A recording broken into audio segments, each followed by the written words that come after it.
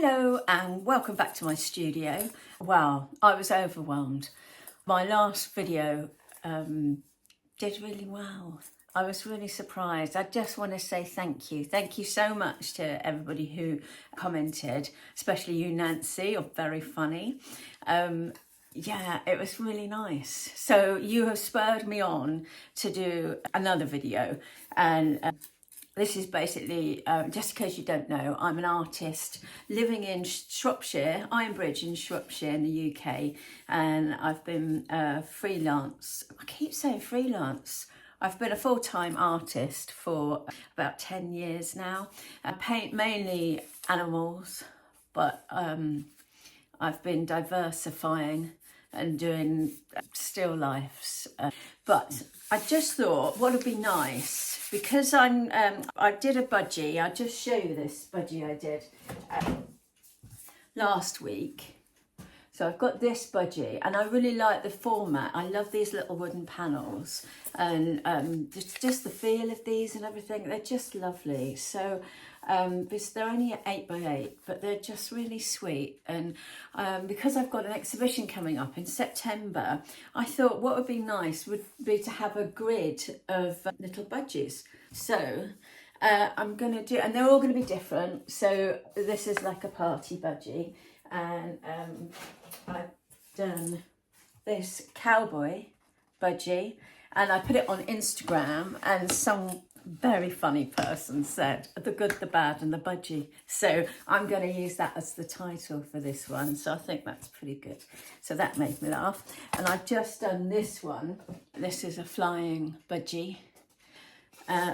They all fly, don't they? I just realised what I've said. Anywho, doesn't matter. And the idea, see, I was going to pin them up. I was going to get these little curtain clips and have them just hanging like that. I quite like that idea. But the only thing is, I've gone and damaged it. I don't know if you can see. I've damaged them like there. So I'm having a bit of a rethink. I still like this idea though, and I might just have one in the middle or something. But yeah, work in progress. But anyway, so I thought it'd be nice to do a paint along. I don't have to paint along. You can just watch and maybe pick up some tips or something, or just see how I paint. And I'll probably have to speed up some bits because it'll be a really long, boring video if it was the whole thing. And it might go wrong because often they do. So, you know, it takes a while to get to a place where I'm happy with a painting. So we'll start off and we'll see where we go. So, yeah, let's get cracking. So when I start off, I've gessoed this board. So you can see it's just been gessoed. And I've got my tea, so that's very important. And I like to start off with some fluorescent paint. And I've got this Daler and Rowney System 3. And I'll just put a little splotch of this all over. It's not that great, to be honest. But here we go. So we put a bit of that on. And that just sort of smush it around. So this is obviously dirty, so that's kind of contaminating it a bit, but I don't mind that, you know. This is just the start, you know. You're not really going to be able to see it, but hopefully a little bit here and there will poke through, and that's what I like. I like a little, you get a little bit of interest, so you have like a little bit of fluorescent or something poking through the layers, and it's a nice way to start by just sort of it's like doing a stretch and a warm-up, you know. You're not being precious. It's not about being precious at all. It's just about, you know, plonking it on and moving it around a bit. And there we go, that. So, and I like to instead of waiting for it to dry, I'm going to just dry it with my heavy-duty Makita hot air gun. You can also use a hairdryer, but I've got this because I used to use it, you know, I was a prop maker, so it's just handy. And I've got these lovely oil pastels that now these will kind of seep through a bit, so if I just do some things. I do like a little circle poking through now and again. So if I do a bit of that, and then these Caran d'Ache crayons or pastels are water soluble. So I quite like that. So I'll put a bit of that on. There we go. And I'll just give that a bit of a squirt, and then you can kind of messy it right up there. Yeah. And just for a final touch, you don't even have to do this. It's just a way, I like doing it because it is a way of just getting started without any kind of preciousness. You know, I can just, and this is a feather, but I quite like it does some interesting sort of marks and things. So it just does a bit of that. And it's just in some paint, and I can do some little splotches. And you never know, something might come through a bit, or it might not, but it doesn't matter either way. You know, it just gets you away from that blank canvas, fear of the blank canvas. So I'll dry this, and then I'll get it up on my little easel, and we'll start the painting. So here we are, we're all set up, and I think this time I'm going to do a green budgie. So they're quite simple, you know, they're just really a blob that goes around like that. I make it. This one is going to be like a swimming budgie, like that, and it's just going to be the head. So, you know, we don't have to get complicated. It's very simple.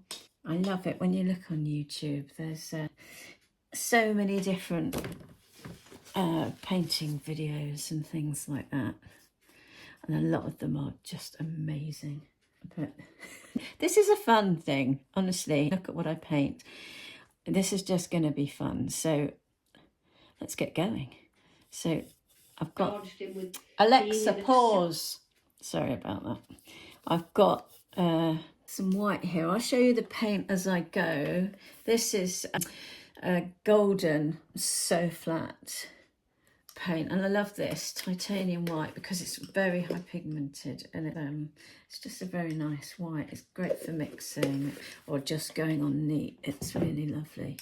So we'll just block it in a bit. I'll do the whole head, I think. Now, because I just drew that, I didn't even need to draw that blob really, but because I'm doing it like, there we go. Oh, look, it's already there, isn't it, practically? Oh, dear. So we'll just start like that, and I think roughly, I'm trying to find a pen. Oh, there it is. I've got a pencil here. Roughly, we're going to go nose. I quite like this. Oh, look at this. It's going to be quite a big, beaky one. Okay. They've got lovely beaks, haven't they? I do love a budgie. Oh, look at that. And I might, so you can use this just to sort of flatten it all down a bit if you want. But I'll do that, and the feathers will go out like that. You won't even see it's a green one, but the fun bit is going to be here, like this. This is quite nerve-wracking, painting for a video, because you don't know how it's going to go. So I'm just going to paint it like this. So I could leave a bit of a gap. As I said, it's the beginning of a painting, so it could change drastically, or I'll film it and I won't like it, because I did actually do the pilot budgie. I filmed that, and I had the camera up the wrong way around. Oh, it's all a big learning curve, isn't it? Anyway, let's crack on. So I'm just blocking in the background here, which is quite nice. And you can see these, especially those lovely oil pastel marks, will come through. And I like that. So kind of, you're blocking out the noise, as it were, just calming it all down, which is nice. I'll tell you, I've got a thing about budgies, and I think, I don't know, it just seems like in that it must have been sort of in the 60s and 70s, everybody had budgies. It was like the norm, wasn't it? And I look back and, God, I think I wouldn't do it now. I couldn't have a budgie now. But saying that, when I was younger, I used to live in Stockwell in a big flat. And my friend and I one Sunday was going to the pub, and we actually found a little blue budgie. And it was so sad because he had a bare bum. All his feathers had been plucked out. And so we kind of rescued him. My friend managed to get hold of him by throwing a coat over him because he was sort of quite scared. And he wasn't flying, he couldn't fly or anything, he looked quite ill. We didn't think he'd live. But so we ended up just sort of taking him home, and then we nipped into the pet shop and got a little cage for him. And we didn't really think he was going to survive. But miraculously, he did survive. And we thought he's at home on his own during the day. It'd be nice if he had a friend, that or a mirror, but we thought a friend would be nicer. So we bought another budgie. And do you know, this budgie was £14. A little tiny life, £14. So, and that's very cheap. And it turned out as well that I don't think this budgie that we'd rescued was that nice, because he was a bully. He used to stand on the food when we put the fresh food in. He wouldn't let the other budgie get to the food. So we called them cheap and nasty, because he was a nasty piece of work. So yeah, that's a thing. But it was funny though. They were funny things, and funny little birdies. And they used to fly around the flat. We'd let them fly out, and they'd just fly around and vandalise everything. Then we had a big wooden mirror, and they used to sit on that and just peck it to death and poop on it. They were little pooping machines. They pooped everywhere. So they were so sweet there. But happy days. So here we are. It's funny, isn't it? It's funny how things change. And you just, I wouldn't do it now, just wouldn't. Budgies in cages, it's not right, is it? Any birds? I went to Bird World actually years ago. And there's just, I found it so depressing, looking at all these poor birds, all just like caged. Something just very uncomfortable, very disturbing about it. Anyway, so, as I said, this one's going to be a yellow budgie. And the thing is, when you're painting like this, it's very loose and free. There's no... It's just very easy. We're not... So that wasn't really good there. I think, you know, I paint the eyes in, and I often think, got that spot on, well done me. And then I go off, and then when I come back with fresh eyes, because I swear you get painting blindness when you look at something for such a long time, you stop being kind of critical. You can't actually sort of gauge what's going on. And I often do that. I think I've got something right, and then go away and come back and realise it's not right at all. But one way you can sort of see it with fresh eyes, which I find is really handy. You can take a photograph of it and then reverse it. And if you flip it round, you can pretty much see instantly what's wrong. So that can help, or like looking at it in a mirror or something like that can really help. But yeah, this is the start. It's looking a bit grubby actually, but hopefully I can go over it and clean it up. But I want this one to have a pink swimming hat. I'm just looking around for the... I've got a nice pink... Oh, there it is. You can mix everything, mix all your colours, but sometimes when you mix a pink or something, it's not as vibrant as I'd like, so I'm gonna just do this. Usually when I'm painting, I like to listen to audiobooks. I think it stems from my prop making days. I'd listen to Radio 4 Extra, and there's a lot of sort of comedy and things like that. It's repeated 3 times a day though, oh my word, so you get a bit fed up with it by the end of the day. But yeah, it used to make the day go really well. So this is, if you do this, you can just sort of like wash it. It's a bit too wet that, but because I want to put little yellow flowers on. I used to have a hat a bit like this that had flowers that stick up, that kind of stuck on. Yes, so now I listen to audiobooks. And I love it. I think there's something, you know, I mean, God, that's why they have art therapy, because there's something about when you're painting, you can just get into a complete, you just forget everything, and it's wonderful. So I should be a lot more calmer being an artist, because I get therapy every day. Well, Monday to Friday at least.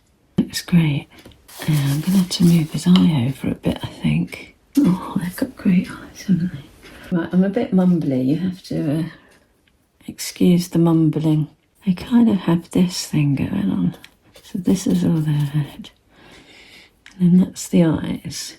Oh, they're just lovely, aren't they? They are lovely little things. Oh, Budgies. I might puff him out. Or her, puff her out a bit more.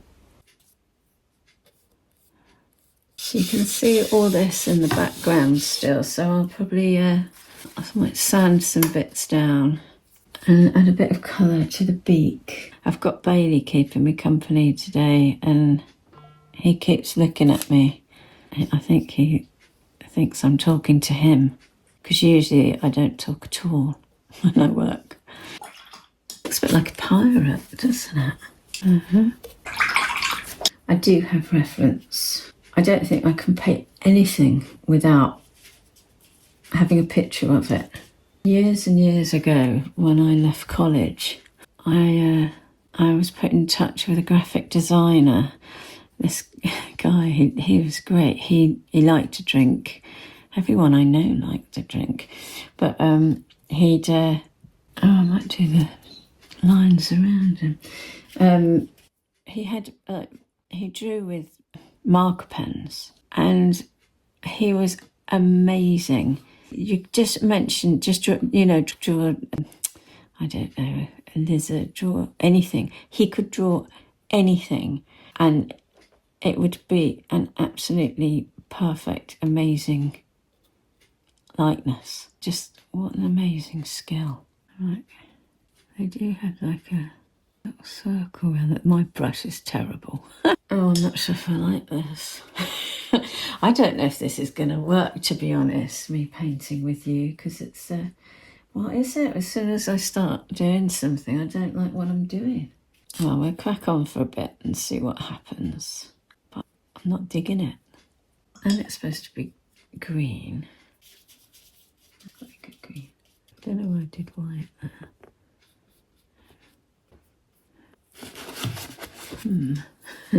Anyway, you get the idea, don't you? This is the start. And there isn't really that much to it. To painting a budgie. Is that dry? That is dry. So I'm going to give that a bit of a... I'm going to have to do a disco budgie, aren't I? With a background like this. I'll add a bit more. I want to get rid of some of the darker lines around here. Just quieten that down a bit.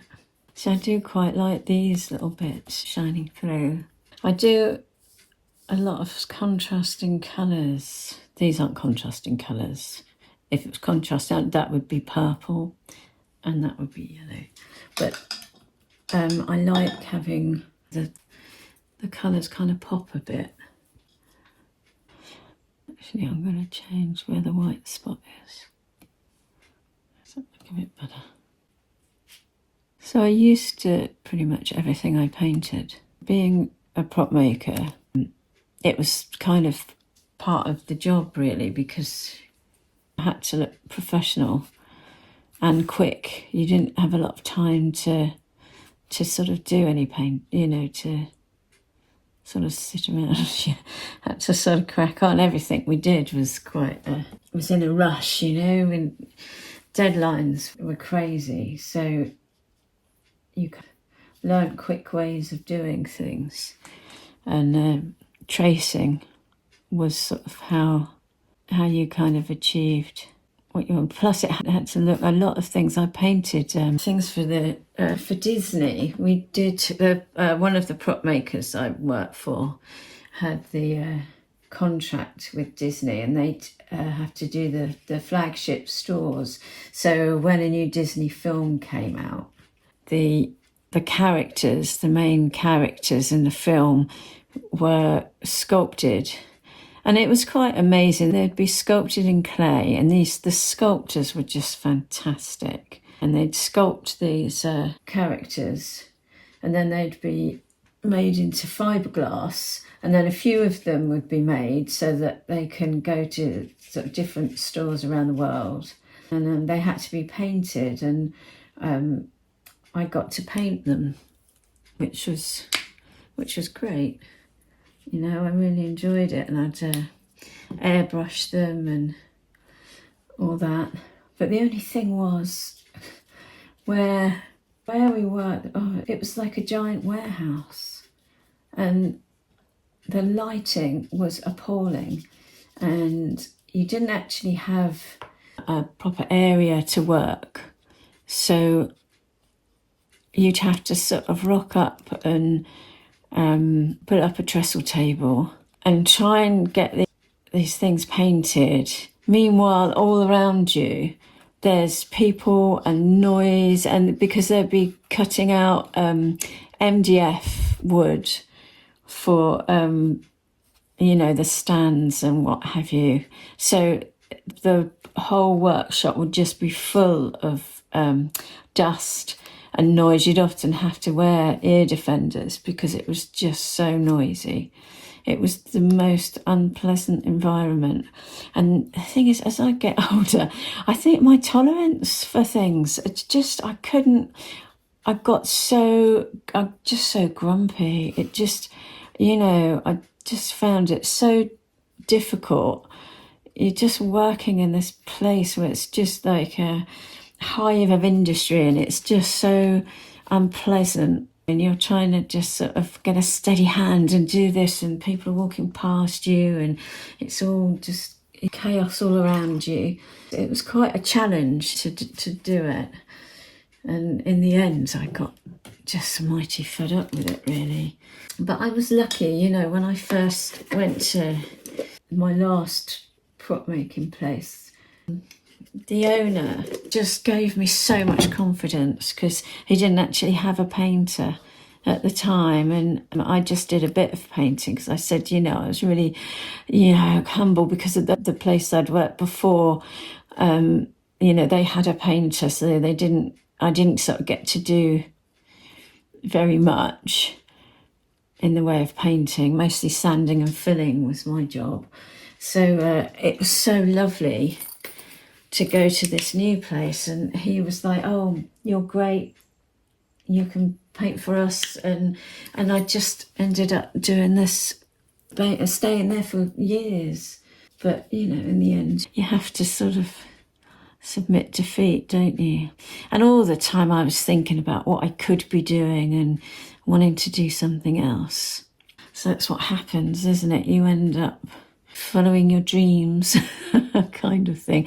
I couldn't have done it though without my partner, because you know, he financially, it's so difficult, and it still is, you know. But he really supports me and has done, you know. So without him, I don't think I'd still be prop making. I'd still be in the workshop probably, or I'd have gone mad or something. But it was great fun. I mean, before I did the prop making in the workshops, I did some film work as well. My first job was working on Star Wars. And that was just great fun. It was so exciting. And I worked, and it wasn't that exciting. I'm such a liar. I worked on a trading estate in Feltham, which is not the nicest of places in London. And but then because I was just, you know, just part of a team that was making all this armour for Star Wars. But I got to go to Leavesden where they were shooting it, which was great fun.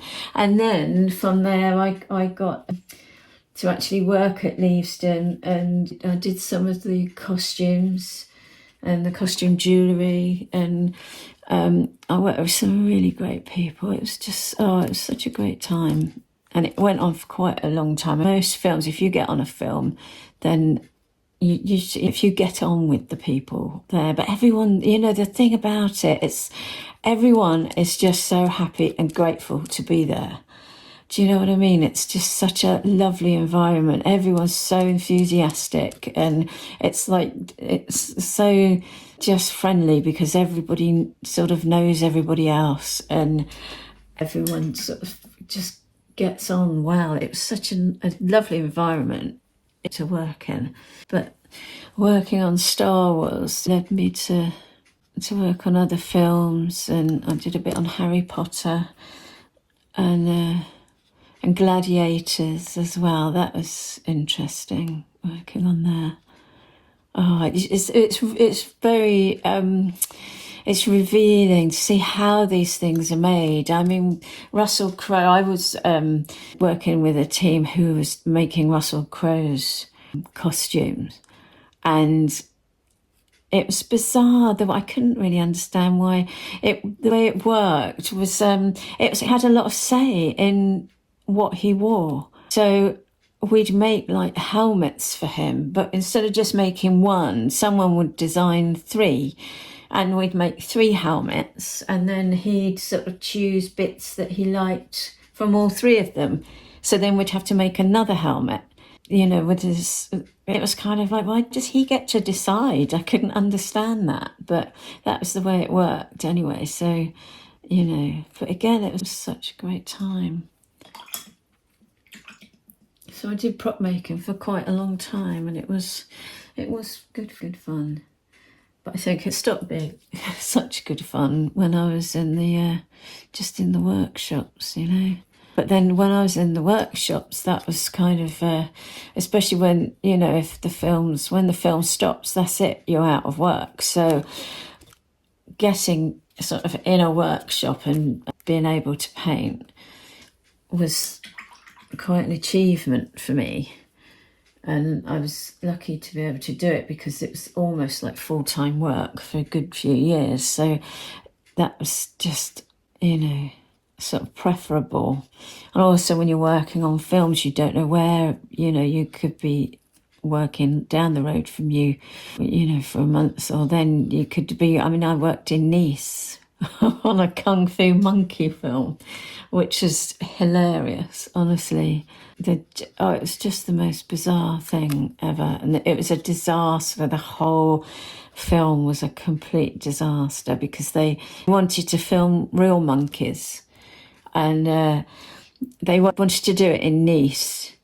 But due to the, you know, this law of bringing animals, because they had these trained monkeys that they were going to use, but because they couldn't bring them into the country, there was some sort of official problem.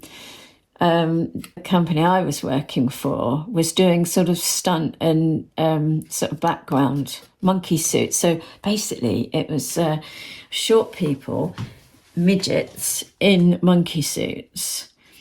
And the film ended up using our monkey suits that we made. And so we went out to Nice.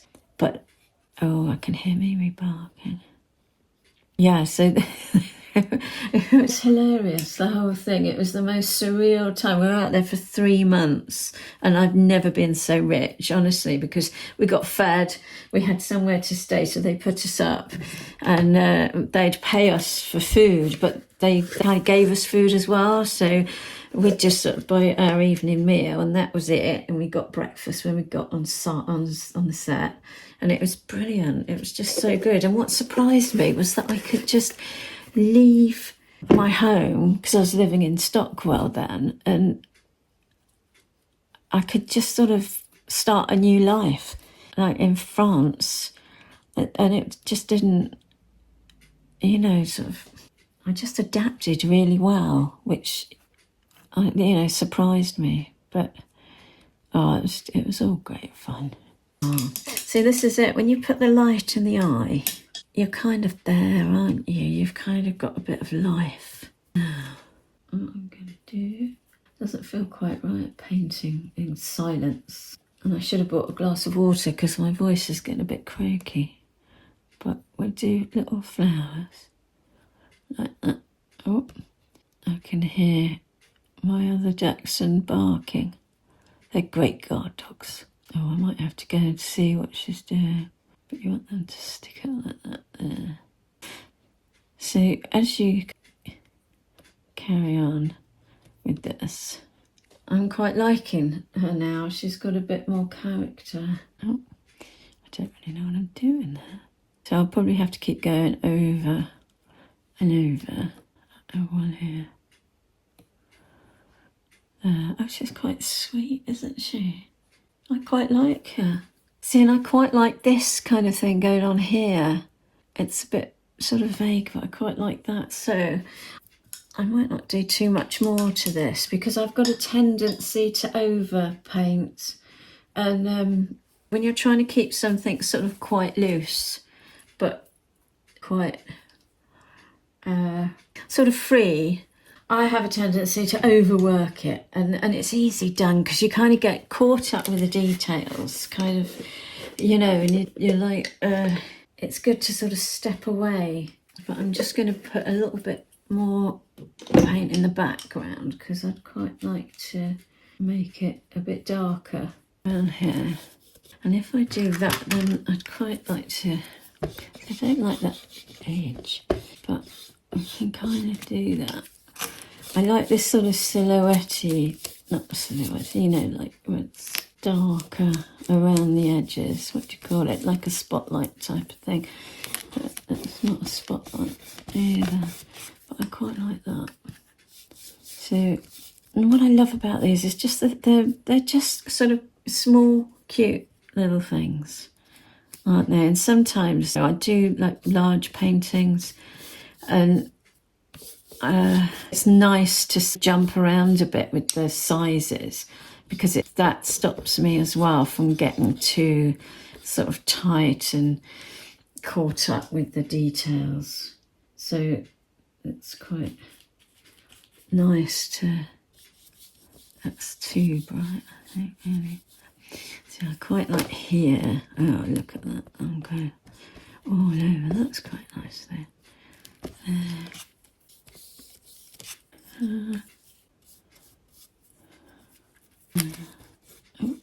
See, I don't like this edge. I'm trying to sort of mush it in a bit so it's not quite so edgy there. That's sort of better. That's not too bad, is it? I'm just gonna, she's quite sweet. I might give that a bit of a sand because I quite like bits like this coming through, and if I sand it, then it'll probably bring back a few of those circles or something. But you can still see like little marks and a bit of the pink in there. I mean, I can always, because I like that pink sort of, oh, I might just take a bit of this anyway. Put a bit of pink in here just to do something like, oh, I don't like that now. See what I mean? You just end up overdoing it. So I'm not really, I'm going to leave that because that's wet still. But I'm going to leave it there for now because you get the gist, don't you? And I'm not sure these eyes are right either. You can kind of like do, but that looks quite high on that side. Maybe it should be lower, I'm not sure. And I want to kind of, you know, have her little feathers sticking up over there to make it like, she should have a nose peg on. I might think I might do that actually, stick a nose peg on her. Or I might not, I might just leave it, we'll see. But anyway, I think that's sort of a good place to stop. But and I need a cup of tea, so I'll stop there and see you in a mo.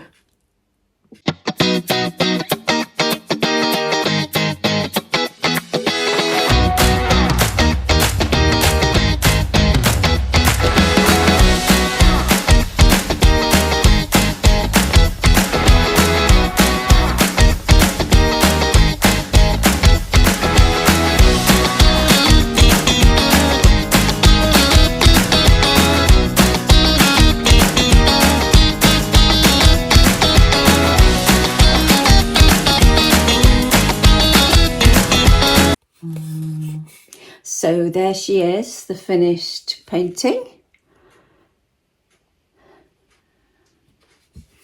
I hope you enjoyed that. I hope it all makes sense. It's difficult because now I've got to edit it and I don't know what it's going to be like. So I'm going to be interested as well, hopefully. I hope it's not too boring. Anyway, yeah, I hope it inspired you. Or if you've got any questions or anything, I'd love to hear from you. And maybe give us a cheeky thumbs up. That would be good. I was thinking next week I might do a tour of the studio so you can kind of see where I'm working and meet all the dogs. That would be quite nice. But yeah, in the meantime, have a lovely week, won't you? And I look forward to seeing you next week. See you later then. Bye bye. Why do I do that? Why bye bye? Just say bye bye. Bye.